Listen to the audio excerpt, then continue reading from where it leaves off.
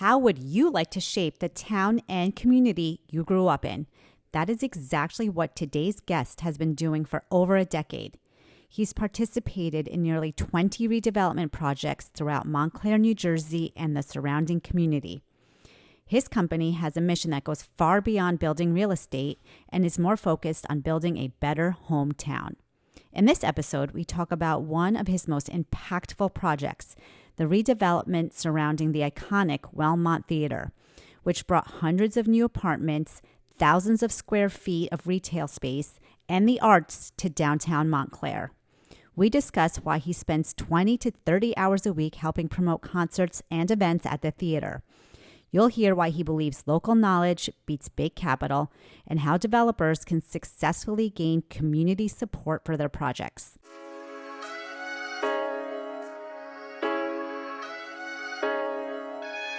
Hey everyone, welcome to Business Unchained, the podcast where entrepreneurs come together to build businesses that are stronger, more valuable, and fully in their control. I'm Bobby Mascia, a serial entrepreneur, wealth advisor, author, and the founder of the Exit Ready Institute, a structured program that helps entrepreneurs align business growth with personal wealth to build one cohesive strategy that takes the business beyond them. Because here's the truth, being exit ready isn't about the exit, it's about the readiness. Because exit ready businesses are just simply better businesses to own. If you're ready to gain clarity, take control, and unlock the full value of what you've built, you're in the right place. So let's go. Bobby Mascia is the founder and CEO of Greenridge Wealth Planning. All opinions expressed by Bobby and his guests are solely their own and do not reflect the opinion of Greenridge Wealth Planning. This podcast is for informational purposes only and should not be relied upon for any financial decisions.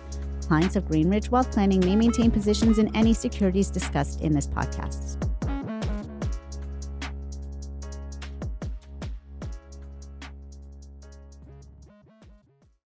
Please welcome the founder and principal of Greenwood Development, David Genova. One of the things that I find fascinating about the successes that you've had, and I'm looking forward to hearing about the journey, but you come from a very successful family business, and that's not what you went into.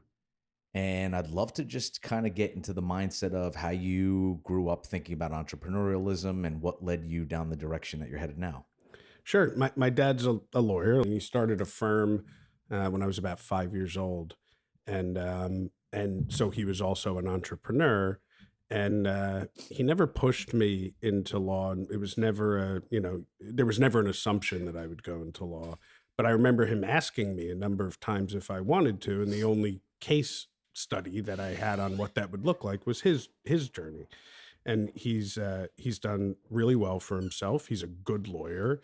But it takes a lot of time, and he was honest about that. You know, he was always thoughtful and at my games and picking me up from school. But I could tell that it was a challenge for him to do that in the climate that he was in and in the job that he chose. Oh yeah, there were a lot of pros, but he was quick to point out some of the cons of doing what he did, which he always described as billable hours. Yeah. He said, if you're in the business of billable hours, guess what? You got to work a lot. You know, that's how you get paid.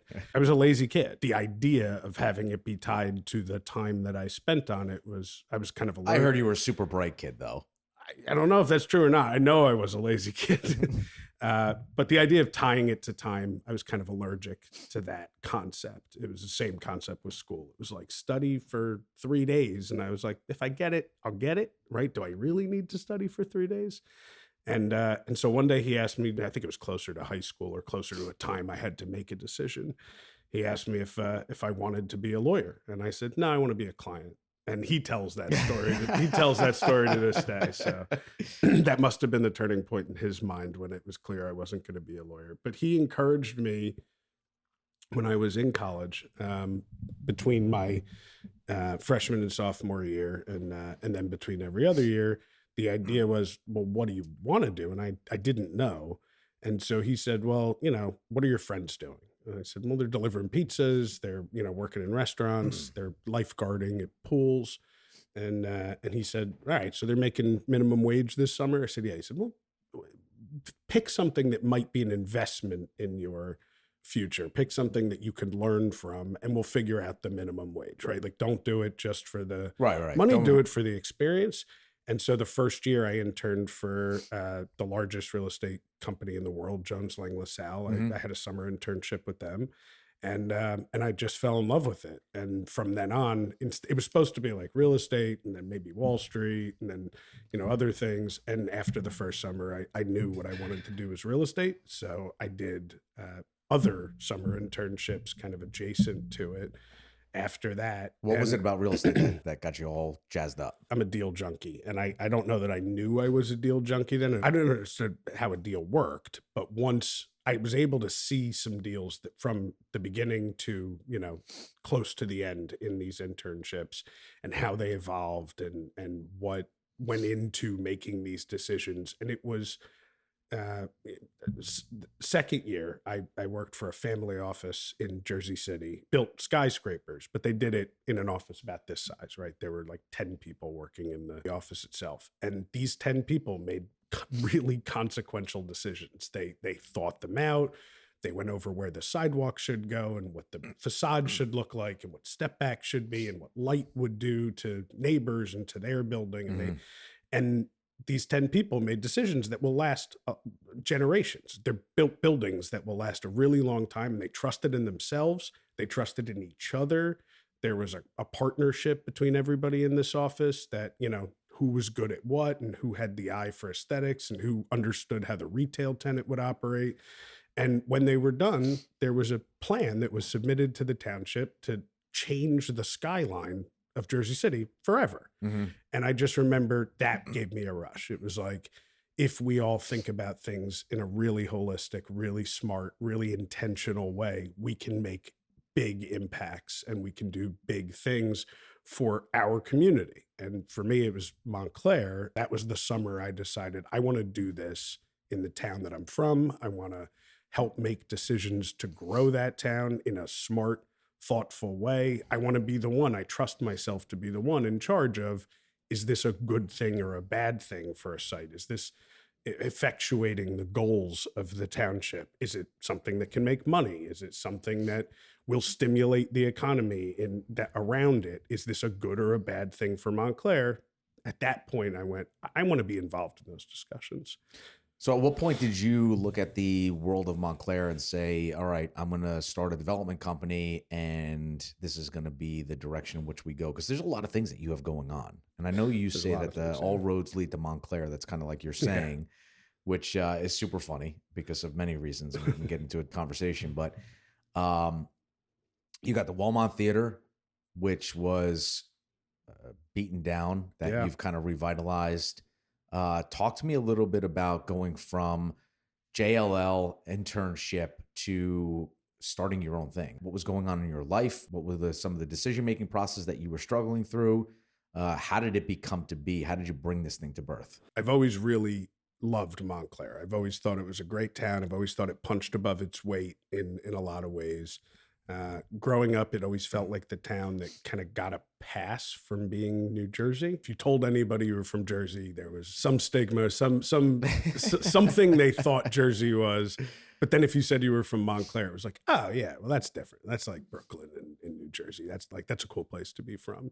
And it was just kind of obvious to me growing up that it was different than a lot of other towns in terms of on paper, I think it's like 9 municipal parks, 6 county parks, 6 train stations, a magnet school system, which was unlike, a school system in other places, an art museum, like who has an art museum that has these kinds of things going on, and a lot of culture and a lot of arts. When I was young, I don't know that I understood what contributed to Montclair being as cool, but it was kind of obvious that on paper there was a lot going on. And so I interned at JLL, and then I went and interned at this family office in Jersey City, and they were from Jersey City. They were Jersey City born and bred. It was a generational family office, so the father kind of ran the company. His kids were in charge of various different things around the company. Less people worked there who weren't related than were. And they had the same mindset that I think I've taken that mindset from them and applied it to Montclair, which was, they invested early, they saw opportunity, but they also saw need, wasn't highest and best use. It was in terms of what most real estate developers think of it as, which is like maxing out the floor area ratio, trying to get the highest rents, trying to figure out. That's a market condition that makes sense, but that's not the way they thought about it. They thought about what's the most interesting, sustainable use, what will add to it. They were in the business of building places, building cities, building neighborhoods. Yeah. And so it wasn't just what does this building do in a vacuum? It was what does it do for its surrounding properties, many of which they owned, many of which they wanted to have second lives as well. And so that mentality kind of carried through. It's kind of like SimCity. It is, yeah. You know? It's an ecosystem, right? These places are alive, and towns are either kind of growing or they're shrinking. They don't really stay static. So if you're in the business of their growth, you want to make sure that that growth is healthy, that you're creating a healthy being, you're feeding something what it needs to sustain, nutrition, and not just exploiting it. And that mentality stuck with me.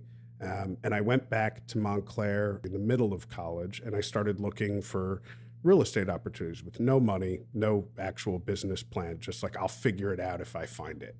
And I pitched the family office that I was interning for on a project in Montclair. And they said, we'll back you. They said, if you want to do this, you can do it with us.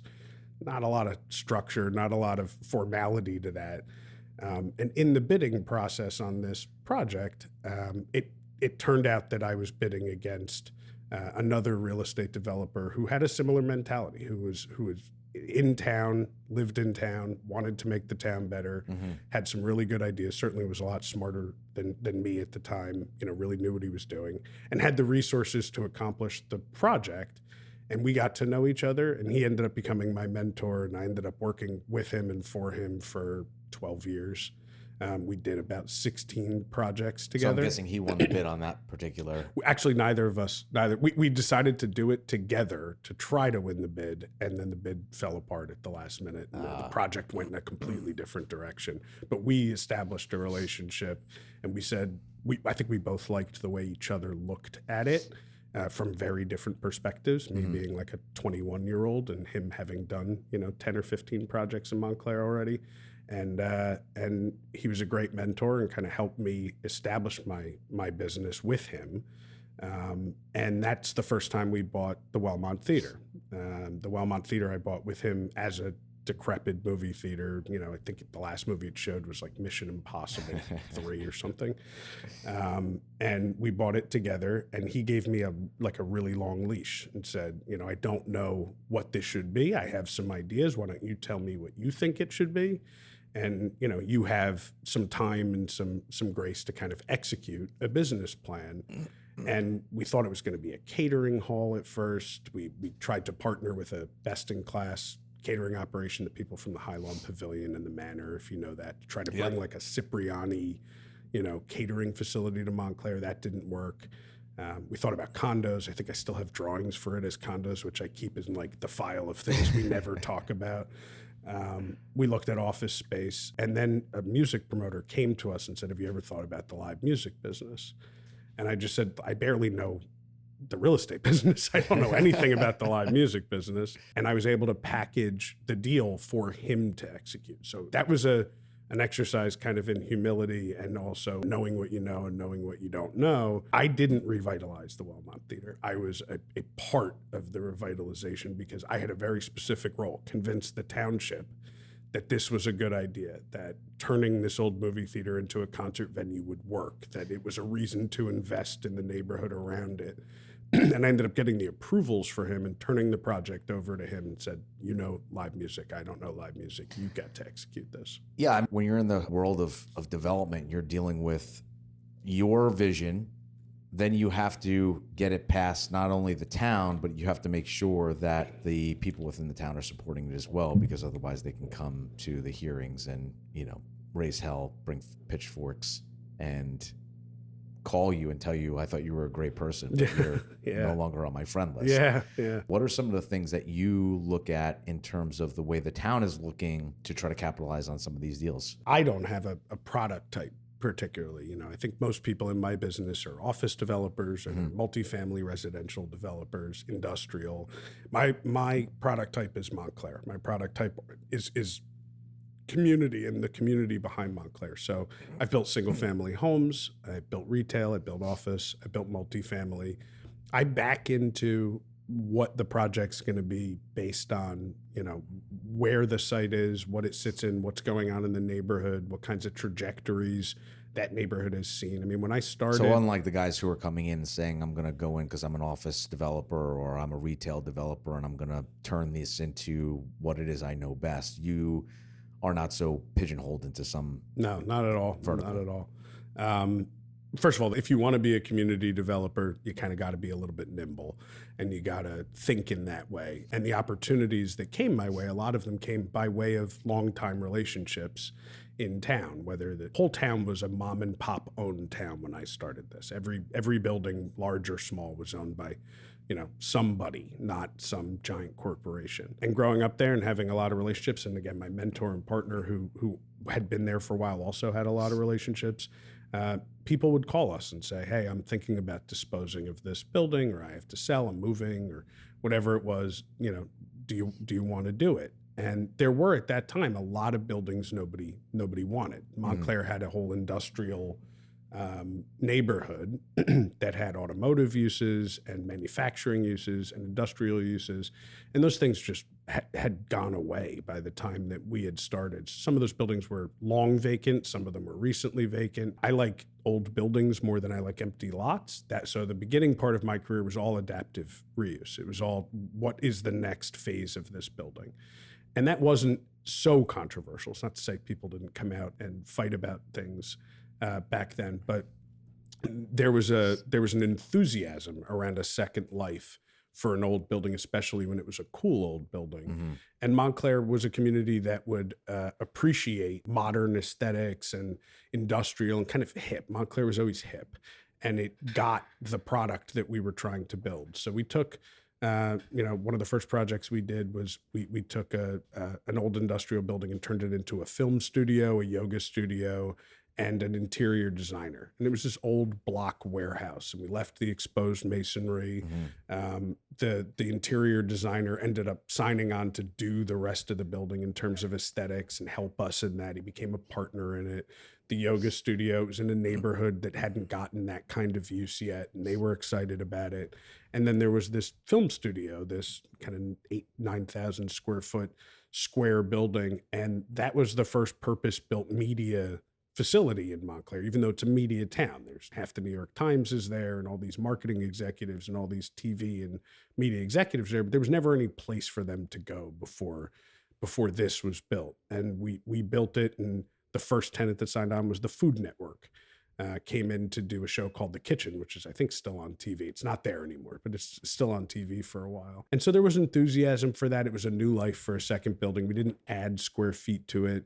The people in those neighborhoods had been used to some amount of intensity and activity coming out of these buildings. So it was just a different intensity and activity. And that was like the first 10 years, 11 years of my career. And then I was met with the Wellmont again. And I really wanted to buy the Wellmont back and to kind of build something around the Wellmont and use that as the anchor to the downtown. But at that time, the vacancy rate downtown retail was about 45 to 50%. So like every other store in downtown Montclair was empty.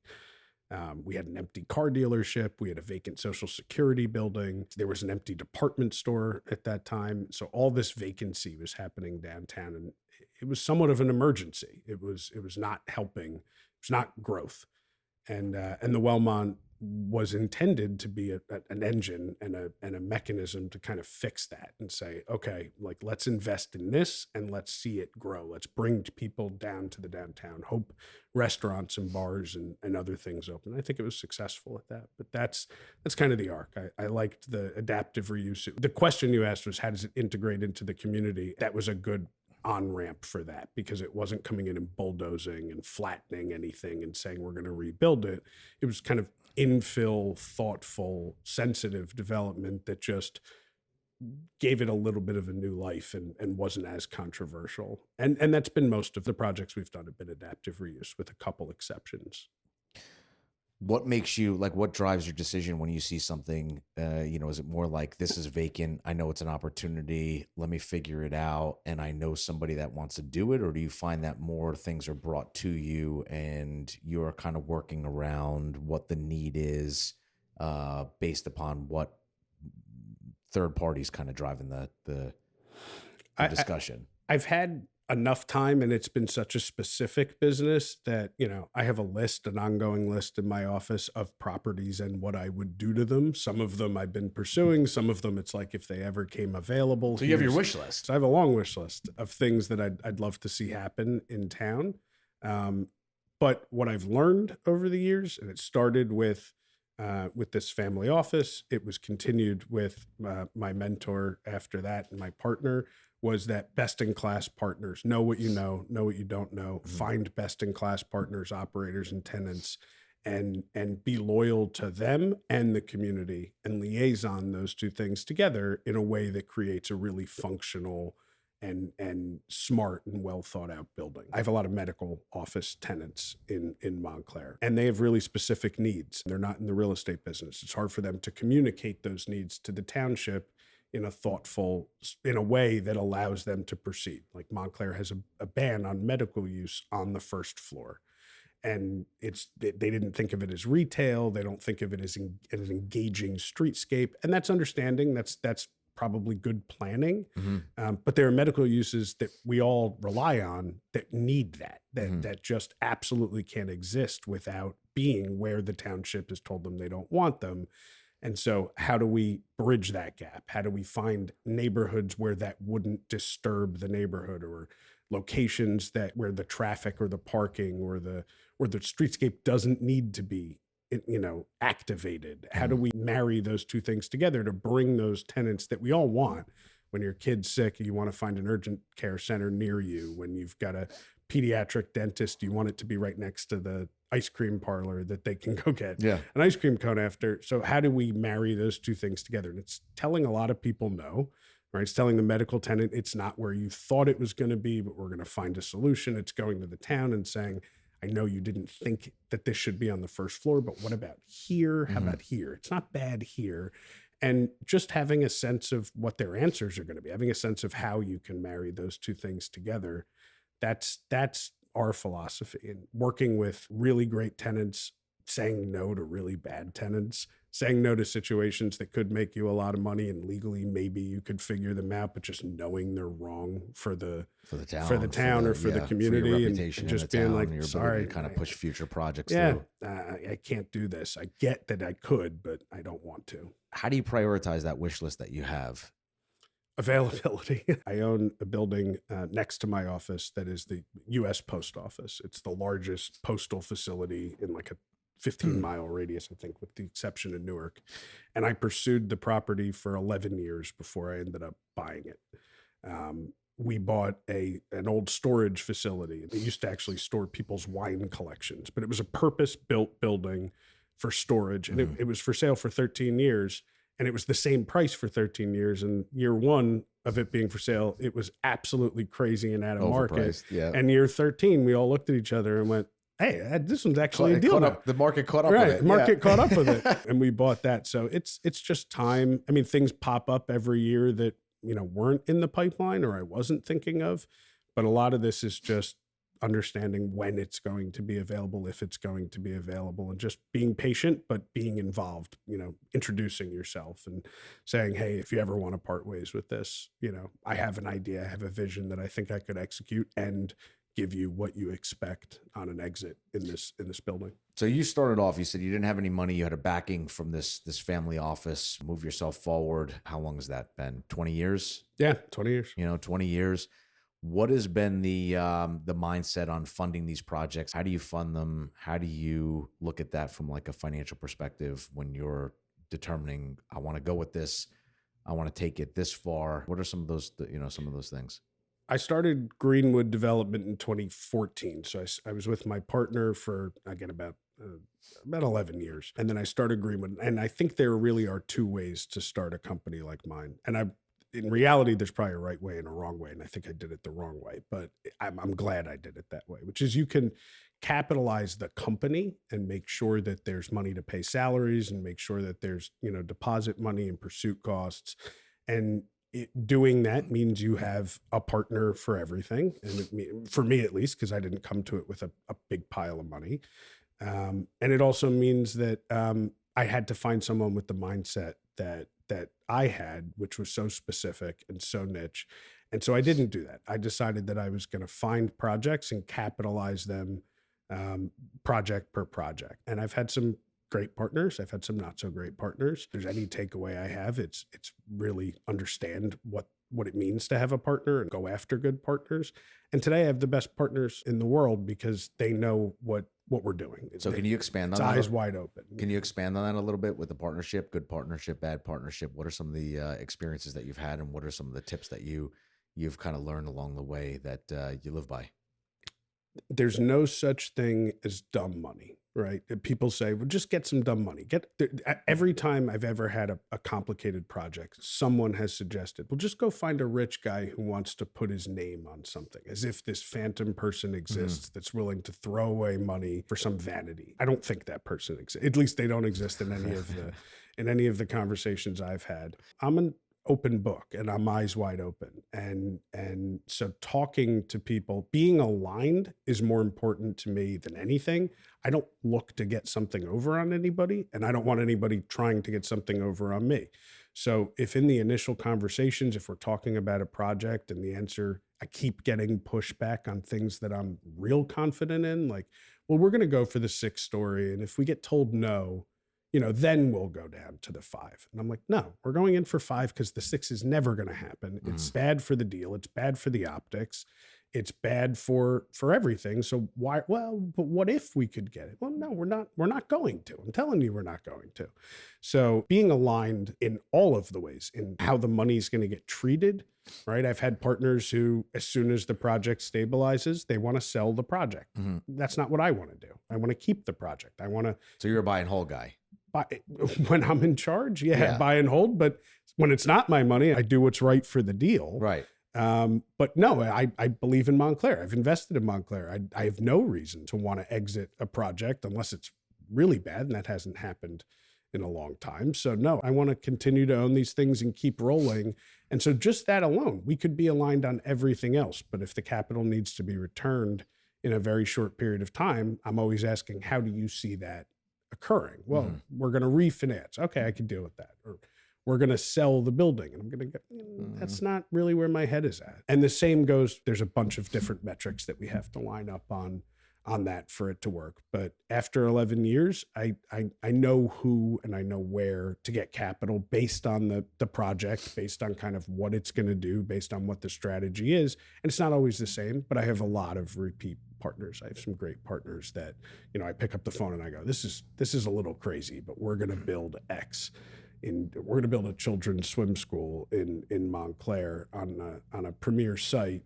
And I just know what their reaction is going to be because we've kind of gone down that path or gone down some sort of similar path before. Hey guys, Bobby Mascia here.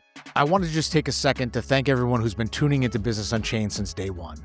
This community, it means a lot to me. And I'm super excited to finally be able to share a big project that I've been working on for some time now, which is my book, Unchained, the raw truth about entrepreneurship, family business, and life balance.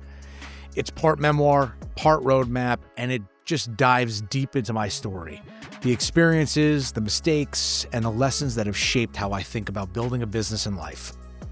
Everything I talk about on this show is rooted in that journey, and in the book, I dig that much deeper. Unchained's available now. Grab your copy through the link or the show notes, or head over to bobbymascia.com. I appreciate you all, and I'm now taking you back into the show. Thank you. Well, you've been super conscious in terms of, and you could tell just from your stories and how you look at things, that you're very concerned about Montclair, your reputation in Montclair, your ability to execute in Montclair. But sometimes you come up against barriers that you got to struggle to get over. And one of which is, you just mentioned the swim school. Yeah. Why don't you tell a little bit about the swim school that you have going on, the mindset that you have versus the way that the town is kind of accepting it, and some of your thought processes, just to put it into frame of perspective, because I think that helps people when they start to think about, all right, if I'm going to be in development or if I'm a developer, how do I process getting around a lot of these hurdles? I think everybody's got their own methodologies, but you always find some of those nuggets in the finer details. So I'd love to hear the story. I've always had a specific protocol for how we approach a new development, whether it's adaptive reuse or new construction. I reach out to all the obvious stakeholders in the plan. If there's a neighbor, if there's a residential neighbor, if it's near a school, if there's anything like that, the first conversation is always with those stakeholders to see what they're interested in, how they live their lives, how their businesses work. Because they're going to get the letters first anyway. They're going to get the letters first. They've been there, right? Like they get to say, like, I'm here and I've relied on whatever's going on today for some period of time. And so that's always the first thing I do. And then it's about the broader community. How does that typically work out? It definitely informs the project. We've moved driveways. We've tried to step back buildings because, the light would hurt a neighbor. We've thought about circulation. We've thought about use. I mean, it's definitely informed the design of I'm doing this before I've engaged an architect or engaged a planner. I walk in, I go, I'm about to be your neighbor, and I'd love to hear about what you do and your story and about how you got here. Before you ink the deal, or this is like normally like the minute I ink a deal. So like in due diligence, sometimes even with an out, right? Sometimes even, to make sure that I actually want to buy it. That conversation has to happen really early in the time. And I've always found that when you communicate with people, it's a lot harder to get angry at them. It's a lot harder to react somewhat irrationally to things, and that we all just get along better when we are honest with each other and talk about things. And so that process is some of my favorite time in this. I get to meet new people. I get to meet new business owners. I get to tell them, here's my cell phone number. I'm your neighbor. I'm a human. I live here. I work here. I can be here. If the fire alarm went off, I would be there first. And the same goes for you. What can we do for you? I have an elderly neighbor on a project that our maintenance guys take out her trash because she needs it and she doesn't have anybody else looking after her. And so this project, this swim school, had some really specific stakeholders. It is next to the Montclair Fire Department. It's next to a fire station, the Upper Montclair Fire Station. And so they were the first ones I called. I went, look, I've lived here for a while. You've been in this neighborhood and this neighborhood's evolved around you. Tell me how this whole thing works. Tell me when the trucks go, tell me how often they go, which way do they go out of the driveway. I learned a lot about that, and that informed a lot about the building. The building was going to be, in my head, it's in a mixed use zone, so it has a lot of permitted uses, and it could have been 10 apartments and some retail. If you follow the code, that the parking for those apartments has to be screened, and it can be built lot line to lot line. So it's not now. It's a drive-through bank that's kind of centered in the middle of the lot with a U drive aisle around it. But if you followed the code, I could build right up next to the fire department. And instinctively, I knew that was probably something that would affect them, but I needed to hear how and why so I could try to resolve it. They gave me insight into how it operates and asked a couple of favors, said, look, please don't do anything that causes a queue in front of our doors so the apparatus can't get out.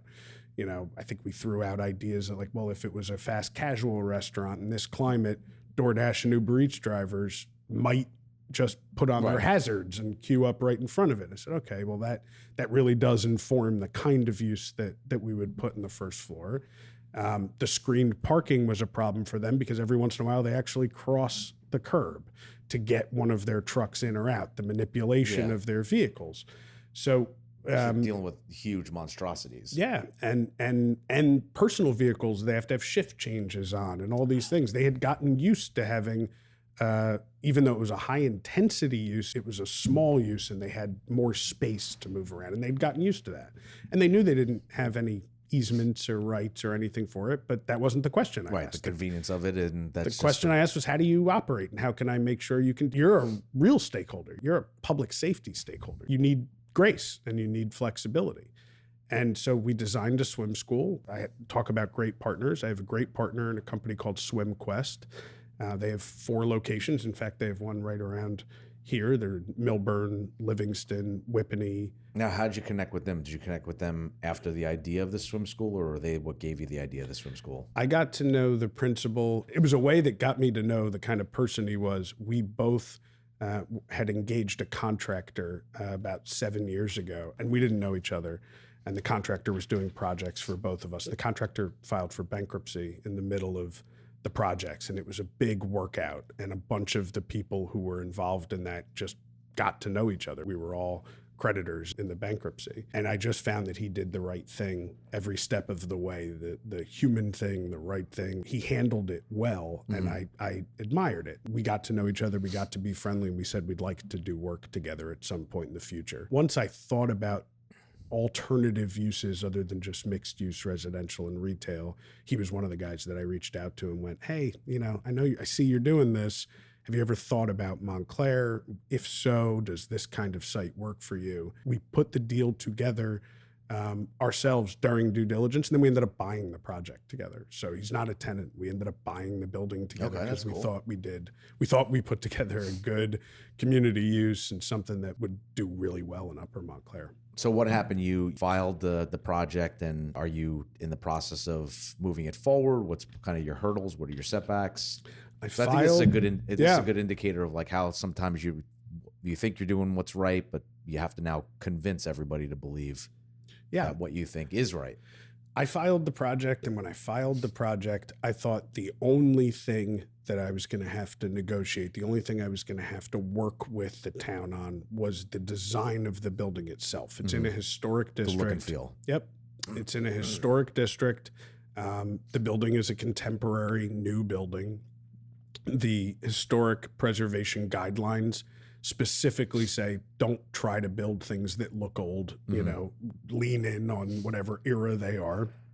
And there's no good way to build like a Tudor swim school. Usually it's the other way. Usually it's hey, fit in, or not Montclair. Find a new design or a new place. And it never has been. Like, a lot of our buildings are pretty modern and pretty contemporary, but they still go through a review committee, the Historic Preservation Commission. And this building was a little different. It's a pool. It's a purpose-built building. And it's not something that it needs to look like what it is for marketing purposes, for kids to understand it, for families to understand it. It kind of has to feel that way. It's a bad analogy, but it's the most appropriate. Like, gas stations never look historic, right? They still have the big backlit signs, because you need to see it. You need to find it. You have to get there. Yeah. And swim schools, while they're popping up, they kind of need that same identification and identifying characteristics. And so I just thought we were going to talk about brick color and glazing. Oh, and swim schools have unique constraints around privacy and other things, where Montclair is a big transparent glass requirement where they want you to be able to see into these businesses. Part of the same reason they don't want medical uses on the first floor is that you can't look into medical uses. Right. They don't want it to be blocked off. They want walkable downtowns. And you don't really want people walking by and looking in a kid's pool while they're swimming. No. So we had a bunch of challenges, but I thought that was the level of them. And I thought our architecture team did a great job on the first draft. And I figured we'd be tweaking that a little bit. Lighting, signage, some other things. But the project does require a parking variance. I didn't put a lot of weight behind that in the beginning because nothing in Upper Montclair is properly parked. Everybody relies on the municipal parking infrastructure. When I say everybody, I mean like 100. We're the only business that, if we followed the parking requirements, would have followed them. There's not a single one. So I went, well, everybody's used to that. That's not going to be the problem. And it turns out I was wrong about that. The backlash from the community really shocked me. It just surprised me. It wasn't what I thought it was going to be, but there's a sense that this is going to be a really high intensity use and a really high traffic use and high parking use that I don't think is true, but I think it's made people have a visceral reaction to the project because they just think it's going to really harm their experience in Upper Montclair. And that's certainly something we'd never intend to do. Is there a perception that other people from outside of Upper Montclair are going to be more frequently engaged in that building and I mean, I hope so. traveling their streets, or like what? I like, still what's come the... from an era where we want people to discover the district. You want new customers. You want people to come more. I mean, if you read any governing document in Montclair, it encourages growth. Why do you want a transparent storefront to engage people if not to create longtime customers and longtime patrons and people to start shopping there? And I mean, I thought about this in every way. I said a swim school that will bring Montclair families. We don't have that in Montclair. We have the Y's, but we don't have a specific purpose-built swim school. So I said, that'll solve a Montclair family problem and incidentally probably bring new people to the district who are going to buy your gelato and go into your boutiques and maybe get their kids' hair cut around the corner. Upper Montclair has one of everything. It's a real neighborhood commercial district. And this felt like a completely non-competitive way to drive people to those businesses, all while they're part of the reason people would choose our swim school. So how do you think you're going to get through it? I'm hoping the board sees what I see, because I'm confused as to why this one's so controversial.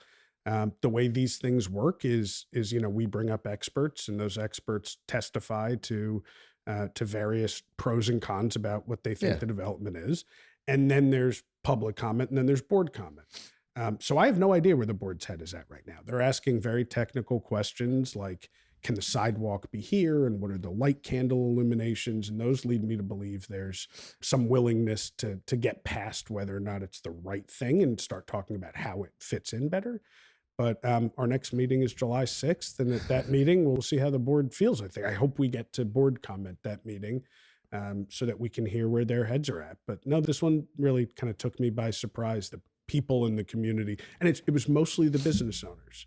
The residential neighbors were not the ones that were in arms. It was people who actually live in other towns and rent space to have their business. The people I thought I was helping the most, the people who I thought would be thrilled to see something like, who even if it were Six Flags Upper Montclair, would say that's a good thing. Seems like you need a little PR help with that. Yeah, I think so. This is kind of a weird question, but maybe it's not. It sounds like you've kind of found your purpose in revitalizing and continue to vitalize your community of Montclair. I'm going to say two things, right? One is going to be Montclair itself over the next 10, 15, 20 years. What's your vision for the town in your role and how you continue to shape it? But also, where do you see yourself? Like, what's the end game for you? Where do you find your path is going to take you? I think only recently have I felt like I'm at the kind of middle of my career. I felt like I was on the ramp up the whole time. And then recently I've gotten to look back and say, we have 20 years of development behind us now. And the pandemic specifically gave me a lot of time to sit and think and figure out what was next. I knew the world was changing. I wasn't entirely sure how and in what ways, but I was anxious when the pandemic hit, and I thought we will see lots of changes in human behavior, lots of changes in people's reaction to developments, lots of changes in how people want to live and work. And so it was a good time to kind of decompress and debrief. And I was able to look back and I was able to come up with a couple takeaways. The first takeaway was we never displaced anybody from where they live. We never bought an old residential building, kicked all the tenants out, condoed it, sold it at a premium. I looked at every project. I tried to look at it holistically, but each project had unintended consequences, some great, some not so great. We looked at the township and where the township was, and there has been gentrification in Montclair in a way that has changed somewhat of the structure of the town and somewhat of what made it so great. And I had to think about whether or not I had a role in that, because I never intended to have a role in that. Like I said, I never displaced a tenant. I never kicked someone out. Yeah.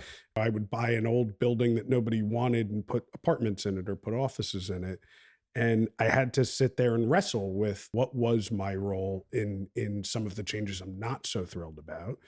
And what can I do moving forward to make sure that I don't encourage that. What are some of the changes that you're not so thrilled about? We've lost a substantial part of our Black population. We haven't gotten less diverse, which is interesting. It's changed. The demographic makeup of Montclair has changed, but it's certainly gotten a lot wealthier. It always had a wealthy tilt, but it also was a full spectrum of people on the income scale, and that has changed a lot. I've seen homes. I bought a house in 2013 for $60,000 that I just sold. I just saw sell for $940,000. I bought it. I rented it out for a little bit. I got rid of it. And I went, oh my God, like that's just not that's not a thing I ever thought would be $1 million house. And what does that mean for the community? What does that mean when the taxes get revalued? What does that mean for people looking to break in? It was never an exclusive town, and it's gotten more exclusive. It was never a place that if you wanted to live in Montclair, we were happy to have you for as long as I can remember.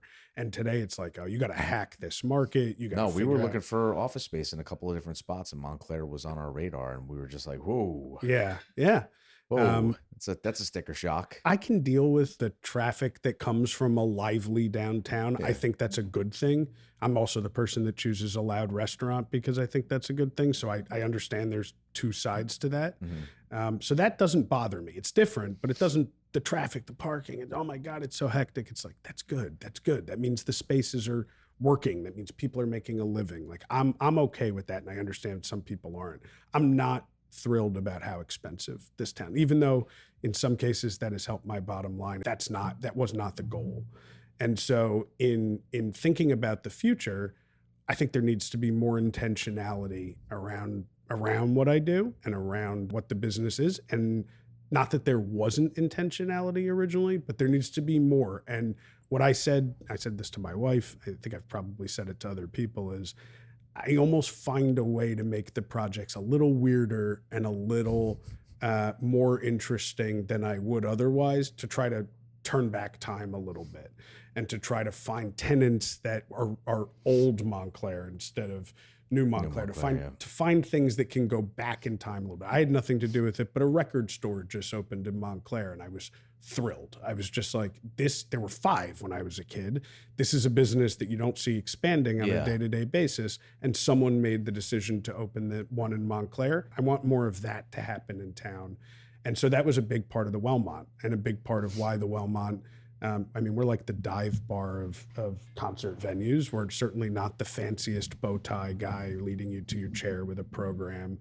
And that's okay, because Montclair was a different place, and we have punk shows, and we have hardcore shows, and we have hip hop shows, and we will for as long as I own the theater, because it's something I can do to make sure that there's at least a cultural diversity and a diversity of thought and a diversity of interest coming to the town.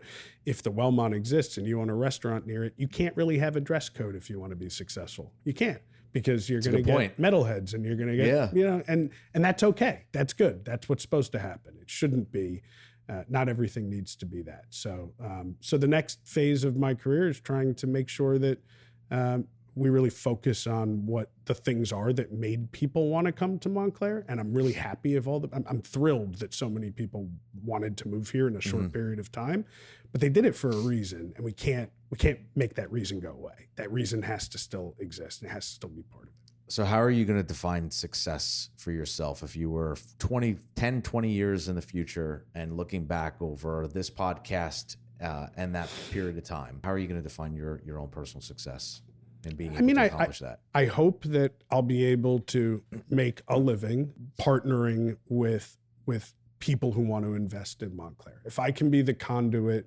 for an office tenant, a retail tenant, an entertainment tenant to want to invest in town, and I can help emphasize that, if I can create a situation where someone can invest in this town, I define that as success. We want new things, good things, not at the expense of anything. Mm-hmm. There's plenty of opportunities that are not at the expense of whatever was there before. Like I said, we had a vacant Social Security building. The federal government said, no more. We're not doing this anymore. We're getting rid of it.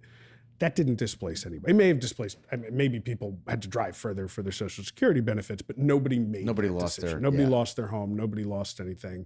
And figuring out what to do there was intentional. And the space now has a mixture of apartments, arts uses. There's an art school in the space. There's a Japanese restaurant. There's a children's preschool in the space. And then there's an arts plaza next to that space where we have a free outdoor summer series. I find it hard to imagine a scenario where that isn't better than what was there before. And so that's how I would define success, is leaving the town in a better place than it was when I started, and making sure each project is something that people like and people want, and that it's better than what was there or what could have been there if we weren't involved. I love that. If somebody's looking to come into Montclair, or if they're wanting to learn more about the town, or do you take outside money for investments? Sure. Do you raise money? Yeah, I mean, not often. My role in this has evolved. It's been a full spectrum. At first, I was originating every deal. It had to be my idea. I had to figure out how I was going to do it. And as more outside investment started focusing on Montclair as an asset type, as something where they wanted to be, I did start getting incoming calls from people who said, hey, I have this project under contract. I didn't even know it was for sale. They figured it out without needing any of my help.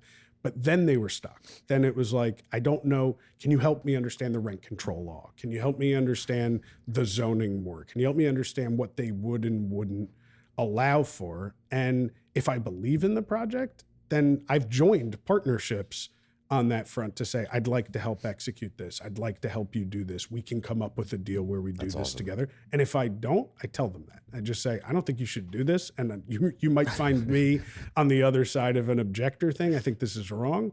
And there's always a lot of, what? You're a real estate developer, what? And I'm like, nah, I would have done it if I thought that it was right. And I don't. So I do get a lot of incomings. It's less about capital. It's more like people who are buying something from their cousin and they don't know what to do. They need help navigating. And I'm just honest with them about the thoughts. A lot of times I'm going, you're never going to get that. You want to build a 7-story apartment building on this site? Here are the 10 reasons you're not going to get that. But sometimes it's just like, yeah, this is really brilliant. This is a great idea. And I think this is a good thing. Let me help you. How can I help you? So how do they find you in that case? I think if you search Montclair and development, I'm pretty prominently featured All right, so on those if you things. really want to see them, you gotta do a little Google search. Yeah. A little legwork. I mean, developers like hiring attorneys and consultants who are familiar with the town. I've certainly worked with most of the ones who are familiar with Montclair, capital partners, law firms, all banks, all those things. I think my name comes up every once in a while, for good or for bad. I have no idea what those conversations are like, but I do get a lot of incoming calls from people. Some of them just want to pick my brain, and I'm always available for that. And the same goes to the public. When the public calls, I hear you're thinking about this. I go, you want to go grab a cup of coffee? You want to meet? You want to talk? I'm here. I live here. This is what I do. So when someone comes in, that's like an incoming lead, for somebody who's in lead generation. I'm happy for it. I hope a lot more of that happens. I wish more of the institutional community that has invested in Montclair would engage locally, whether it's me or with anybody else, on how they can do some more and better, and how we can grow things. And like I said, I think towns are growing or shrinking. I don't think they're ever static. And I always want to live in a growing town. And so whoever wants to help me on that mission, I'm there for. I love it. Thank you, Dave. I appreciate it. That's a wrap. Hey guys, Bobby Mascia here. If you've been listening to Business Unchained, you know we're creating conversations that matter, real stories and strategies to help business owners and entrepreneurs win. We've been putting a lot of work into these episodes in our online community, bringing you content that can actually move the needle for your business. And we're everywhere: Instagram, LinkedIn, Spotify, Apple Podcasts, Amazon, TikTok, you name it, we're there. So look, if you're getting value from what we're doing, please follow, subscribe, and drop a quick comment or like. It really helps us grow this thing. Just search Business Unchained and you'll find us everywhere.